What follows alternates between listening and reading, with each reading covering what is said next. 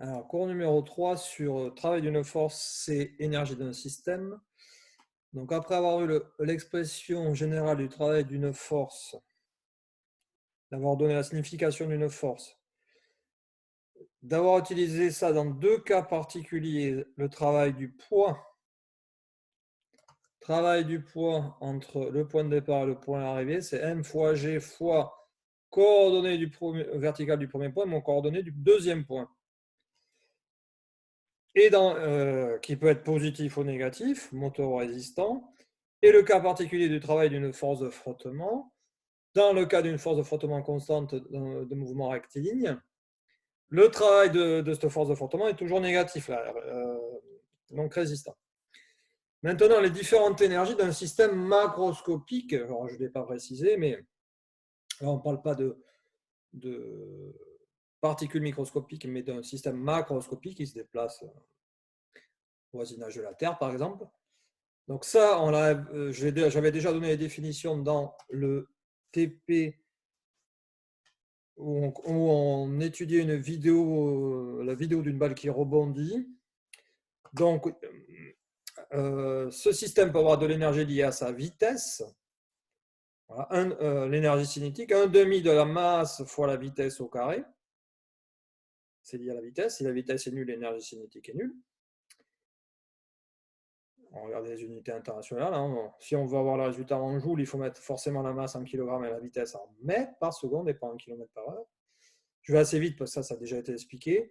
L'énergie potentielle de pesanteur qui est liée en fait à l'interaction entre la Terre. Alors attention, j'ai mis la Terre là ici, mais deux pesanteurs terrestres si on est sur Terre et ça peut être aussi une autre planète éventuellement.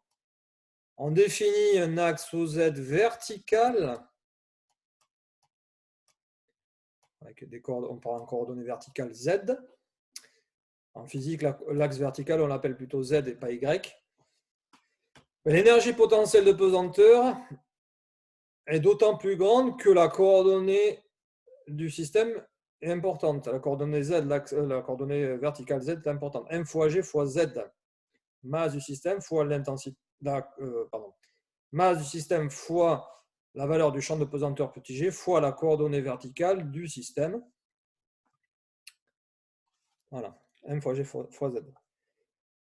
Maintenant, quelque chose qui n'avait pas été vu précédemment, le lien entre l'énergie potentielle de pesanteur, c'est-à-dire EPP, et le travail du poids. Alors, on a démontré précédemment que le travail du poids,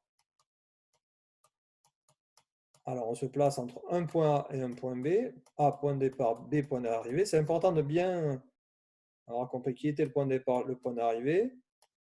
Attention, parce que si on est méchant et qu'on met de B vers A, c'est le trajet de BA, entre B et A.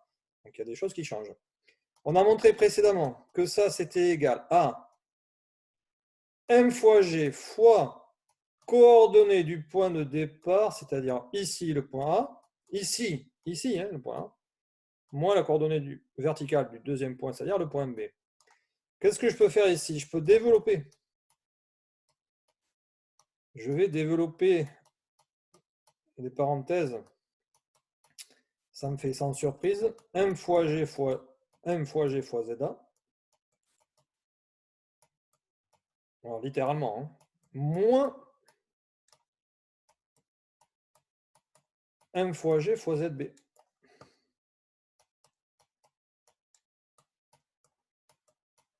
Alors, mon but, c'est de faire le lien entre le travail du poids et l'énergie potentielle de pesanteur. Alors, on revient un petit peu en arrière, là. M fois G fois Z. Eh bien, ça, c'est EPP au point A. C'est ternir l'énergie potentielle de pesanteur du système au point A. Et l'autre, c'est l'énergie potentielle de pesanteur au point B, EPPB.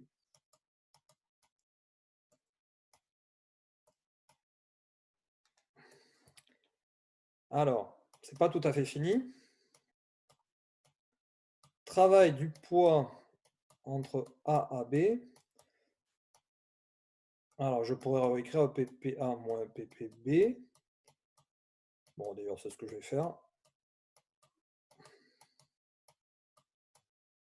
Alors, Maintenant, un peu de physique là-dedans. C'est bien les mathématiques, il faut quand même introduire un peu de physique, non pas pour le plaisir, mais pour comprendre ce qu'on fait en fait. Ça correspond à quoi EPPA moins EPPB? Alors attention, A, point de départ, B, point d'arrivée. Mettons, je prends une situation où le point A il est plus haut que le point B. Et ce qui est important, c'est surtout que le point A, c'est le point de départ et le point B, c'est le point d'arrivée. Alors, différence entre deux valeurs, deux énergies potentielles. Donc, ça me fait penser à la variation d'énergie potentielle. Mais attention, la variation, comment j'arrive à parler de variation? Ben, je sais que la variation d'une grandeur, c'est la différence entre la grandeur entre deux positions. La variation, donc grand delta de EPP, comme toutes les variations, c'est la valeur finale moins la valeur initiale. Et là, la valeur finale, c'est la valeur au point B moins la valeur au point A. EPPB moins EPPA.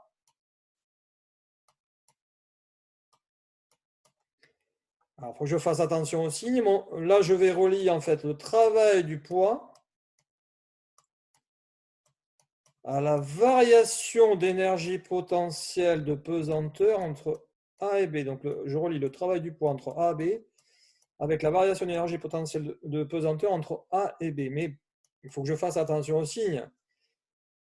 EPPA moins EPPB, et là j'ai EPPB moins EPPA. Alors j'espère que vous le voyez assez facilement, qu'en fait le travail du poids c'est moins delta EPP, c'est-à-dire que le travail du poids est égal à moins la variation d'énergie potentielle entre les deux points considérés. Le travail du poids est égal à l'opposé de la variation d'énergie potentielle de pesanteur. J'ai encadré, c'est pas à connaître par cœur. Voilà. Donc ça, un résultat qu'on utilisera un peu après. Donc il y a un lien entre l'énergie potentielle de pesanteur et le travail du poids. Pas le travail de n'importe quelle force, parce que regardez, si on regarde le travail du poids c'est m fois g fois za moins zb. Donc il y a m fois g fois z, et m fois g fois z, c'est EPP. Donc il y a un lien assez évident finalement entre EPP, en fait la variation de EPP, et le travail du poids. Mais si je prends une autre force, il n'y a pas ce lien. C'est juste entre le travail du poids et la variation d'énergie potentielle de pesanteur. C'est assez logique au final, puisque l'énergie potentielle de pesanteur elle est liée à l'interaction entre le système et la Terre. Et le poids, c'est quoi? Ben, c'est lié, cette force, c'est l'interaction entre le système et la Terre. Voilà, donc c'est quand même au final assez logique. Énergie mécanique d'un système, c'est la somme de toutes les énergies, donc EC plus EPP. Voilà, ce n'est pas une troisième énergie. Hein. Vous allez voir qu'en fait, cette notion d'énergie mécanique, qui est la somme de l'énergie cinétique plus l'énergie potentielle de pesanteur, elle est intéressante dans les théorèmes à utiliser. Alors, toujours dans la même vidéo, je m'intéresse maintenant à la notion de force conservative et non conservative. Donc, je vais utiliser des choses qu'on a déjà vues dans les deux premiers cours. Là. Alors, attention, parce que ça, c'est pas super évident, comme d'ailleurs tout ce qu'on est en train de faire. Hein. Le cours n'est pas facile. Vous allez voir l'application dans les exercices et l'application des théorèmes dans les exercices. Il va falloir faire quelques exercices pour bien voir comment appliquer tout ça. Donc, définition d'une force conservative. Bon, je vais lire la définition, bien sûr, je vais l'expliquer. Une force conservative est une force dont le travail est indépendant du chemin suivi. Alors, ça peut paraître compliqué. Une force conservative est une force dont le travail. Alors déjà, on définit la force conservative par rapport à son travail. Son travail, est-ce qu'il dépend du chemin parcouru par le système ou pas? Reprenons un exemple là, que je vais reprendre juste après, mais si vous vous rappelez bien ce que j'ai dit sur le travail du poids, chemin rouge, chemin bleu, que le système prenne le chemin bleu ou le chemin rouge pour aller du même point de départ et du même point d'arrivée, son travail est le même. Donc en fait, on a un premier exemple où le travail du poids ne dépend pas du chemin suivi, c'est le poids. Donc le poids, en fait, une force conservative. Donc exemple contre exemple, donc poids d'un système, vecteur P là. Voilà. Donc je l'ai déjà expliqué précédemment, mais on va le redire. Le poids, c'est un exemple de force conservative. Parce que, alors j'ai conscience que c'est compliqué ça, mais c'est au programme. Hein. On a démontré précédemment que le travail du poids entre un point de départ et un point d'arrivée, c'était M fois G fois la différence entre la coordonnée verticale du premier point moins la coordonnée verticale du deuxième point. Donc, comme le premier point c'est A et le deuxième point c'est B, donc ça fait ZA moins ZB. Je redis, si c'est pas clair. Je m'intéresse au même point de départ, même point d'arrivée, selon deux trajets différents, le bleu et le rouge. Que je calcule si je calcule dans les deux cas, pour le même système qui a la même masse, bien sûr, donc M ne va pas varier, même système qui se déplace soit par le chemin rouge, soit par le chemin bleu, donc la masse, elle ne varie pas, G ne varie pas, ZA moins ZB ne varie pas, puisque je considère qu'il part du même point, il arrive au même point, mais par deux trajets différents. Donc le travail sera le même. Donc le travail du poids ne dépend pas du chemin suivi. Donc, on peut l'énoncer comme une loi générale, le poids est une force conservative. Alors attention, on revient à la notion de force. Hein. C'est une définition physique. Quand le travail d'une force ne dépend pas du chemin suivi, on dit que cette force est conservative.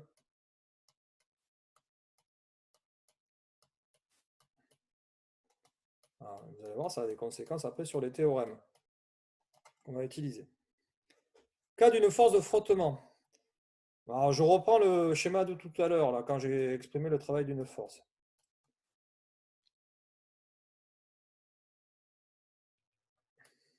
AB.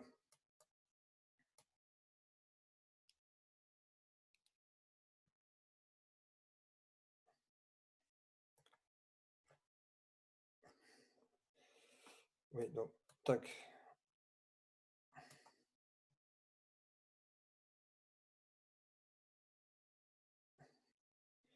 Ouais, ça sera un petit peu plus compliqué. Bon, allez, j'y vais quand même. Donc, la force de frottement. Alors, on considère un trajet, enfin, on considère un trajet entre A et B.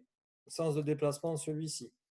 On considère une force de frottement, donc qui s'oppose au mouvement toujours. Voilà.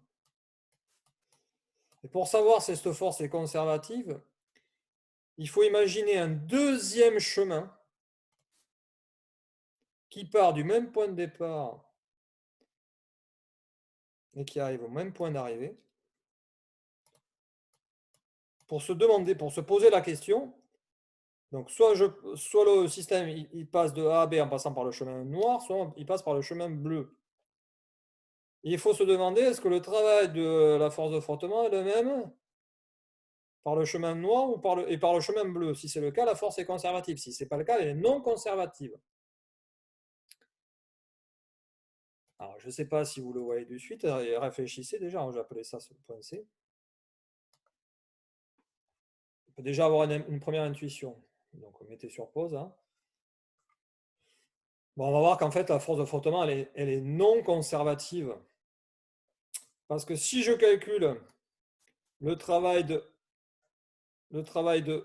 AB en passant par le chemin noir, donc on l'avait fait tout à l'heure. Donc, enfin, quand je dis calculer, je veux dire exprimer, pardon. Le travail de cette force de frottement, on l'avait déjà vu tout à l'heure par le chemin noir. Hein. C'est moins F fois B.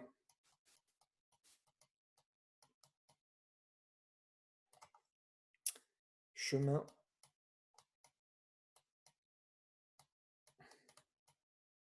Trajet numéro 1. Ouais, trajet numéro 1. pouvez rajouter trajet numéro 1.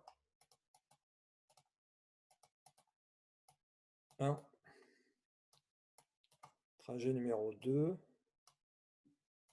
Trajet numéro 2, c'est tout ça. Donc trajet 1. Trajet 2. Alors le trajet 2, il faut que je le décompose en 2. De A à C et de C à B. Donc là, trajet 1. Donc en noir, je répète. En fait, j'ai décomposé ce chemin 2 en 2 chemins rectilignes. De A à C, si j'applique un raisonnement analogue de A à C, ça fait moins F fois AC. Là, j'ai le chemin rectiligne AB, donc c'est moins F fois AB. Alors, je ne peux pas l'appliquer sur la totalité du deuxième trajet, parce que j'ai 2 portions rectilignes qu'il faut que je sépare en 2. Donc, moins F fois C.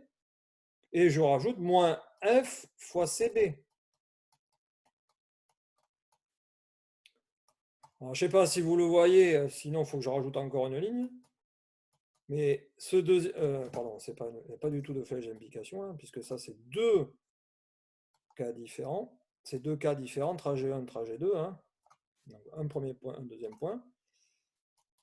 Donc c'est entre là et là où il y a une flèche. J'espère que vous voyez que ces 2 travaux ne sont pas égaux. Hein. Alors si vous ne le voyez pas, ce qu'on peut faire, c'est qu'on peut factoriser par moins f. Attention mathématiques. Hein. Ça me fait moins f facteur de AC plus CB. Et on a envie de dire que AC plus CB c'est égal à AB. Attention, non, pas ici. Hein. Pas ici. Hein. AC en distance. Attention, on n'est pas en vecteur, on est en distance là. Distance AC plus distance CB, ça ne vaut pas AB. Hein. Elle est plus longue. Hein. Donc ça, c'est trajet 2.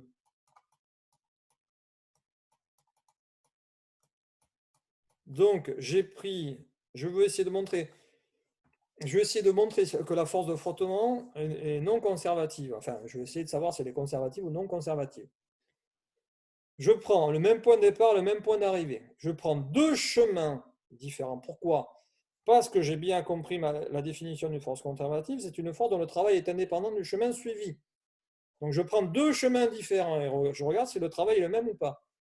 Trajet 1, trajet 2. Trajet 1, trajet 2. J'ai de façon assez évidente des travaux de force qui sont différents. Voilà. Donc, la force de frottement... Enfin, donc, le travail de la force de frottement dépend du chemin suivi. Il dépend du chemin suivi. Donc, la force de frottement est une force non conservative. Ça, c'est une règle aussi générale. Donc là, je n'écris pas, hein, mais la force de frottement est une force non conservative. On peut se le noter là. Alors ça, je vais l'encadrer. Que ça à retenir. Ça aussi. Donc là, dans l'encadré, la force de frottement est une force non conservative. Donc, vous avez un exemple de force conservative et un exemple de force non conservative.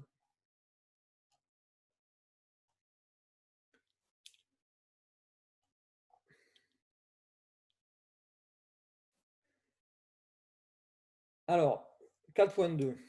Toujours dans les forces conservatives et non conservatives. Alors, relation entre le travail et l'énergie potentielle dans le cas d'une force conservative. Alors, je sais, ça se complique. Il commence à avoir pas mal de formules, pas mal de choses à intégrer. Ce cours, il n'est pas évident du tout aussi. Donc, on se place dans le cas d'une force conservative. Bon. Alors, je reviens sur l'exemple du poids, du travail du poids. J'avais démontré dans le paragraphe 3.2 que le travail du poids, c'est égal à moins la variation d'énergie potentielle de pesanteur. Le poids, c'est une force conservative. Le poids est une force conservative. Bon, mais ce résultat-là que j'ai écrit, on peut le généraliser. Quand vous avez une force conservative, on peut toujours lui associer une énergie potentielle. Alors, quand c'est le poids, on parle d'énergie potentielle de pesanteur. Quand on parle d'une autre force, on parle d'une autre forme d'énergie potentielle. Ça peut être une énergie potentielle élastique dans le cas d'un ressort, par exemple.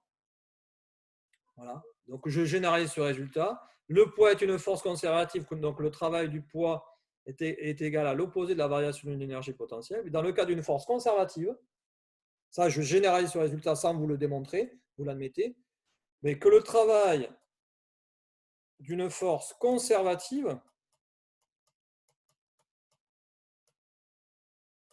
alors FC, il faudra se noter force conservative, c'est égal à l'opposé de la variation d'une énergie potentielle.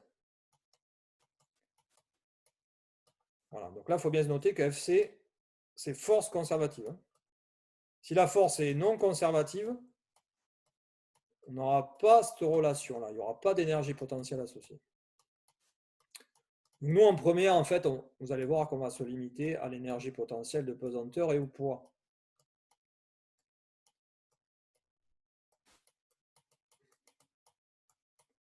Voilà, c'est ce que j'ai dit. C'est pas clair pour vous. Prenez l'exemple du poids, qui est une force conservative. Je viens de l'expliquer pourquoi elle était une force conservative. Son travail ne dépend pas du chemin suivi. Quand la force est conservative, quand son travail ne dépend pas du chemin suivi, je peux toujours définir une énergie potentielle. Et le travail de cette force, c'est l'opposé de la variation de l'énergie potentielle. Alors, on va être là pour cette troisième vidéo.